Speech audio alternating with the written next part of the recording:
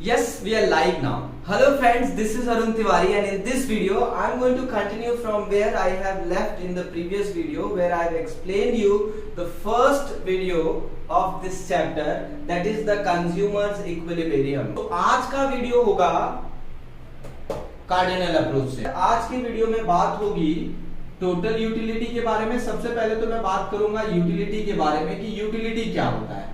ठीक है, तो दोस्तों यूटिलिटी की सिंपल सी डेफिनेशन है कि the satisfying ability of any good और services is called its utility. ठीक है, बेसिकली कितना सेटिस्फेक्शन आपको किसी चीज से मिलता है उसी को उसका यूटिलिटी पावर कहा जाता है, सेटिस्फाइंग वैल्यू। ठीक है, अब it can be different from different people. ये जो है ये डिफरेंट होगा प्लेस के हिसाब से, टाइम के हिसाब से। ठीक है, और कंज्यूमर टू कंज्यूमर भी इसकी वैल्यू अलग हो सकती है। अब वो कैसे, वो मैं बताता हूं, ध्यान से समझिए। मैं एक रेगिस्तान में फंसा हूं तो मेरे लिए पानी की जो वैल्यू है, वाटर की जो वैल्यू है, मैं पानी हिंदी में लिख रहा हूं। ठीक है, तो मेरे लिए पानी की या वाटर की जो वैल्यू है वो मुझे लगता है दुनिया में और किसी भी चीज से ज्यादा है। तो उस समय मेरी satisfying value of water is top most. But वहीं अगर मैं किसी नदी के किनारे बैठा हूं और मुझे प्यास लगे तो शायद मेरी सेटिस्फाइंग वैल्यू उतनी ज्यादा ना। सिमिलरली आप बहुत ही ज्यादा तो वो प्लेस का हो गया। ठीक है, आप ऐसी जगह पर हैं, समय सही नहीं चल रहा है, रात का समय है, आपको भूख लग जाती है और किचन में आप जाके देखते हैं घर में खाना नहीं है। तो ऐसे टाइम पे आपके पास एक रोटी भी अगर घर में पड़ी हुई है तो उसको भी आप किसी दूसरी चीज से या कोई भी आपके पास थोड़ी सी सब्जी या कुछ बचा हुआ उससे आप खाते हैं। जितना सेटिस्फेक्शन उससे मिलता है ना, सुबह खाना बनने के टाइम आपके सामने गर्म रोटियां आएंगी, उससे उतना सेटिस्फेक्शन नहीं मिलेगा। तो it depends on time also. And consumer to consumer, आप मान लीजिए मुझे भूख नहीं लगी है तो शायद उस रोटी की, उस चपाती के लिए मेरी सेटिस्फाइंग वैल्यू उतनी नहीं हो, लेकिन एक गरीब, एक बेगर जो बहुत भूखा है पिछले कई दिनों से, और अगर वो रोटी मैं उसे देता हूं तो उसके लिए उसकी सेटिस्फाइंग वैल्यू ज्यादा होती है। इसलिए किसी भी प्रोडक्ट की सेटिस्फाइंग वैल्यू डिपेंड करता है बहुत सारे फैक्टर्स पे, कि वो place, time, consumer to consumer it may vary. ठीक है, अब यूटिलिटी टू टाइप की होती है। पहला तो आप इसे डिफाइन कैसे करेंगे वो हमने देखा। दूसरा, आप इसको मेजर कैसे करेंगे। तो मेजर यानी नापने के आपके पास, हमारे पास दो मेथड है। एक है टोटल यूटिलिटी, ठीक है, दूसरा है मार्जिनल यूटिलिटी। तो हम वन बाय वन दोनों के बारे में देखेंगे कि टोटल यूटिलिटी क्या है और मार्जिनल यूटिलिटी क्या है। ठीक है, ध्यान रखिए ये 2 मार्क्स का टॉपिक है, टोटल यूटिलिटी और मार्जिनल यूटिलिटी समझाइए। ठीक है, अब हम बात करेंगे टोटल यूटिलिटी को, जिसको हम डिनोट करते हैं टीयू से। ठीक है, अब टोटल यूटिलिटी मतलब क्या होगा तो इसको मैं एग्जांपल से समझाऊंगा। मान लो मैं और मेरे फ्रेंड्स दुकान पे जाते हैं। ठीक है, हमने आइसक्रीम मंगाई, मैंने पहली आइसक्रीम खाई, मुझे बहुत अच्छी लगी। ठीक है, फिर उन्होंने दूसरी मंगाई, मैंने वो भी खाई, वो भी बहुत अच्छी लगी। फिर उन्होंने तीसरी मंगाई, तो आपको लगता है मुझे तीसरी भी उतनी अच्छी लगेगी? नहीं, उतनी अच्छी नहीं लगेगी क्योंकि मैं ऑलरेडी खा चुका हूं। फिर भी नहीं माने, उन्होंने 4th मंगाई, 5th मंगाई, ऐसे करके उन्होंने 10 मंगाई, लेकिन 10th वाली मैंने नहीं खाई। ठीक है, तो अब अगर मुझे टोटल यूटिलिटी निकालनी हो तो पहले से अगर मुझे 50 मिला हुआ है यूटिलिटी, तो दूसरे से बट ऑब्वियस से मुझे 45 मिलेगा, तीसरे से 40 मिला, चौथे से 35 मिला, एंड सो ऑन। ठीक है, अब अगर मुझे टोटल यूटिलिटी निकालना हुआ कि भाई कितनी यूटिलिटी मिली, तो मतलब जितने भी मैंने प्रोडक्ट यूज किए हैं 1 2 से लेके फॉर एग्जांपल 10th तक उन सब की यूटिलिटी का सम कर दो। सिंपल, पहले से जितने मिले, दूसरे से मिले, तीसरे से मिले, 5 खाए तो पांचवे से कितने मिले, सबका 5 होगा, एडिशन कर दो। तो टोटल यूटिलिटी की डेफिनेशन क्या हुई, इट्स द सम ऑफ, क्या होगी इसकी definition, it's the sum of all the utility of goods consumed by the customer or consumed by the consumer। फिर से समझिए, total utility is the sum of all the utilities, जितनी भी utilities है उन सब का सम है।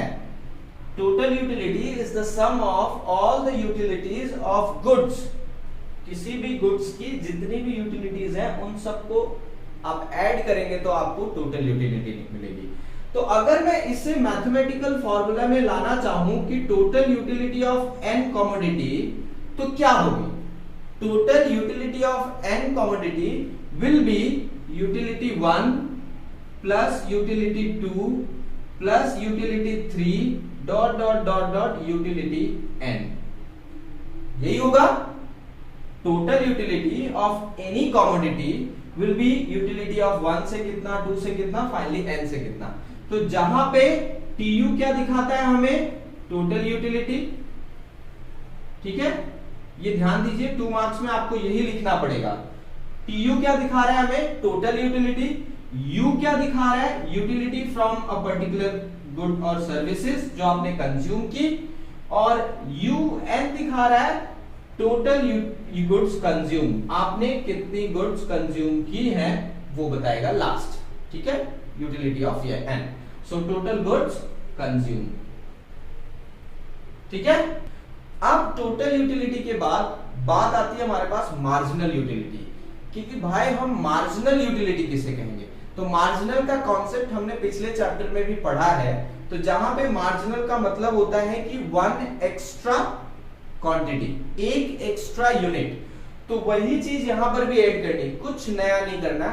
मैं आपको टोटल यूटिलिटी से ही मार्जिनल यूटिलिटी निकाल के दिखाता हूं कि मार्जिनल यूटिलिटी को आप कैसे डिफाइन करेंगे इसी कॉन्सेप्ट से, ठीक है। सो फ्रेंड्स, टोटल यूटिलिटी मैंने आपको एक्सप्लेन की, आपको यहां पर एक टेबल दिखाई दे रहा है, इसी से मैं आपको मार्जिनल यूटिलिटी निकाल के बताऊंगा। मार्जिनल का कॉन्सेप्ट हमने पिछले चैप्टर में ऑलरेडी पढ़ लिया है, इसलिए आपको इतनी ज्यादा प्रॉब्लम नहीं होगी।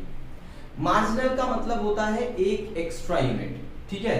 तो जब हम मार्जिनल यूटिलिटी के कॉन्सेप्ट में बात करेंगे, ध्यान से, मार्जिनल यूटिलिटी के कॉन्सेप्ट में बात करेंगे, तो इसकी अगर मैं डेफिनेशन की बात करूं, इसकी डेफिनेशन में आप क्या लिखेंगे, after consuming one extra unit of a commodity or a good, whatever satisfaction that you get or whatever utility is received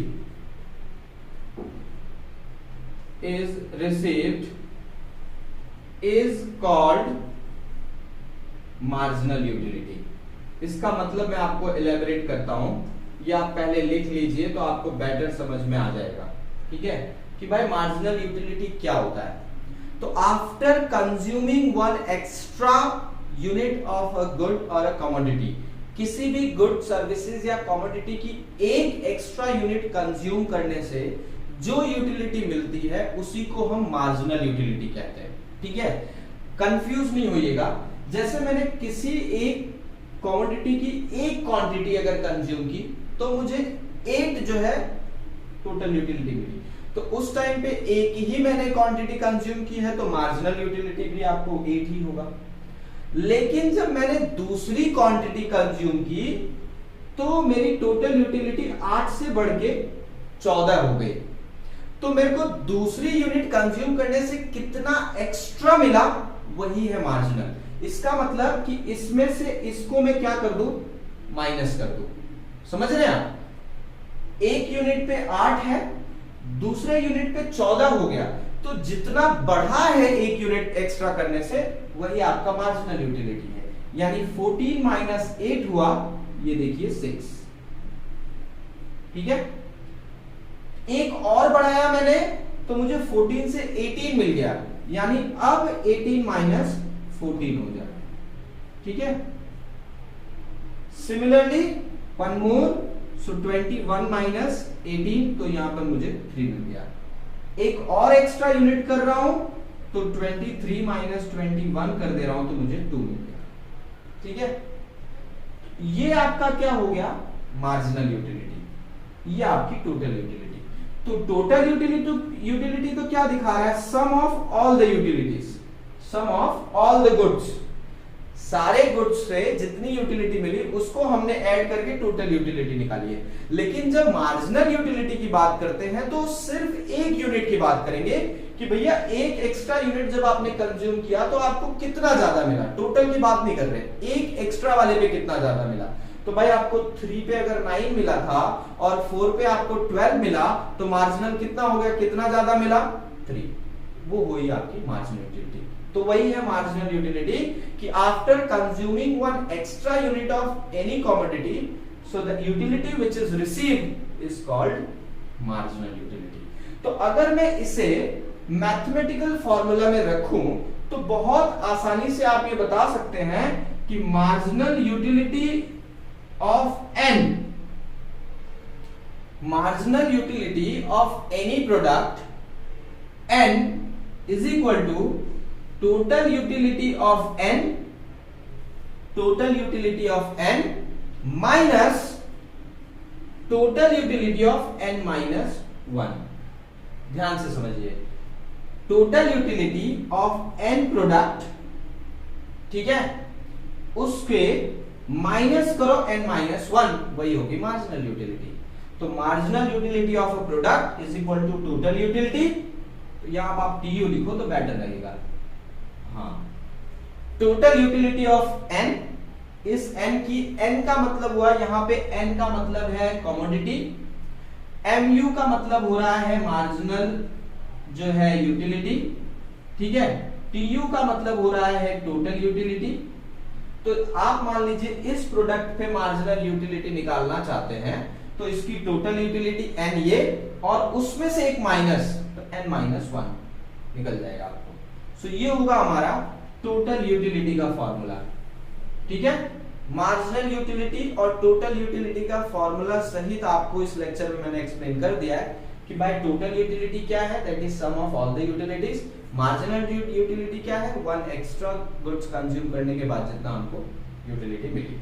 ठीक है, अब अगला वीडियो जो होगा उसमें मैं टोटल यूटिलिटी और मार्जिनल यूटिलिटी के जो रिलेशन को मैं ग्राफ पे बताऊंगा, और तब आपको पता चलेगा कि टोटल यूटिलिटी और मार्जिनल यूटिलिटी का क्या रिलेशन है। ठीक है, बहुत इंपॉर्टेंट वीडियो होगा पिछला। अगला जो आएगा 3 मार्क्स का, यानी 3 मार्क्स का मैंडेटरी क्वेश्चन है वो एग्जाम के लिए, और अगर आप चाहते हैं कि वो मिस ना हो, ठीक है, तो चैनल को सब्सक्राइब और घंटी दबा देना, ताकि जब भी मैं अगली वीडियो डालूं आपको तुरंत नोटिफिकेशन पैनल में आपको घंटी बज जाए, आपके दिल की भी घंटी बज जाए। ठीक है, सो नेक्स्ट वीडियो में मिलेंगे, करेंगे टोटल यूटिलिटी और मार्जिनल यूटिलिटी का क्या संबंध है, क्या रिलेशन है। तब तक के लिए आबाद रहिए, जिंदाबाद रहिए, जहां रहिए आग लगाते रहिए। ठीक है, बाय बाय।